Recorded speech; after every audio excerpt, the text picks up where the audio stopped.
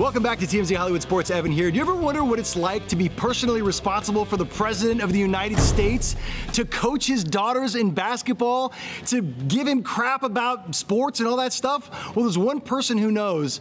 His former personal aide, Reggie Love. Reggie was considered Obama's body man for a bunch of years, and they did everything together. He was responsible for everything from making sure he had Purell on his hands to making sure he had all the right documents, that he got to his meetings.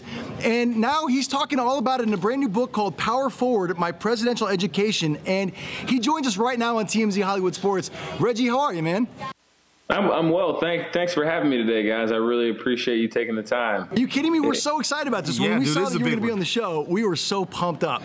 The first thing we got to talk to you about is this rivalry between you and Obama about Tony Parker and Chris Paul. You talk about it in your book that you guys used to give each other crap, arguing who was the better player. Tell us a little bit about that. This is Chris Paul pre-Clippers, by the way. This is Chris Paul New Orleans, where he took, the Hornets, which... I mean, it's the point. So the candidate at the time used to give me a hard time. He said, look, Tony Parker's the best point guard in the NBA. And I was like, no, not a chance. Chris Paul, he's faster. So we had a couple of exchanges where he would email me the stat lines for he would have good games. We actually got Tony Parker out the other day, and we asked him how he felt about the rivalry and about being part of this discussion. Now, it's not really about what Tony Parker says. It's more about his reaction. Take a look at this video. How do you feel about President Obama saying you're a better point guard than Chris Paul? I have no comment. You have no comment, really? If you played President Obama, would you go easy on him? If you played him in a game? Do you think? I think you'd be happy if we go hard. You'd be happy if you went hard. Would you have him on your team? Would you pick him for your team? Yeah.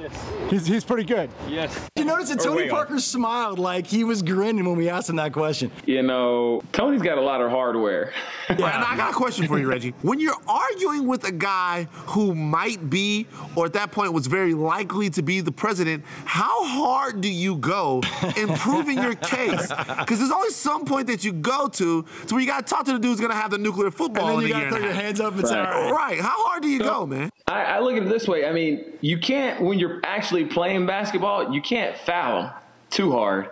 So on the trash talking, you have to go extra hard to make up for all the missed calls on the court. Who would go the hardest against him? Who would come out and actually, go 100% against the president? We played some of the Marines at Camp David probably in the middle of 2011.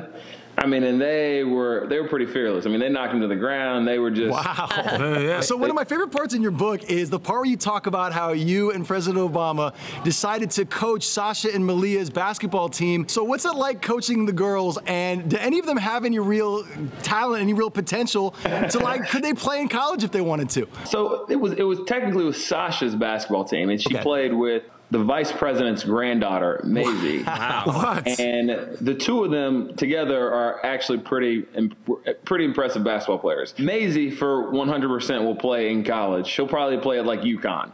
Wow. And if Sasha decides she wants to be a basketball player, because she's got a whole other set of talent. She's a good dancer. She plays tennis. She runs track. She does everything. She's definitely got some talent. But I think coaching girls basketball was pretty challenging as a whole, because you were trying to get them to understand that, this is not a sleepover. Right. If you were to put together a fantasy football league, is President Obama in your fantasy football league? He doesn't do the fantasy football thing. He thinks it's a little time consuming. He's like, I have other things to do.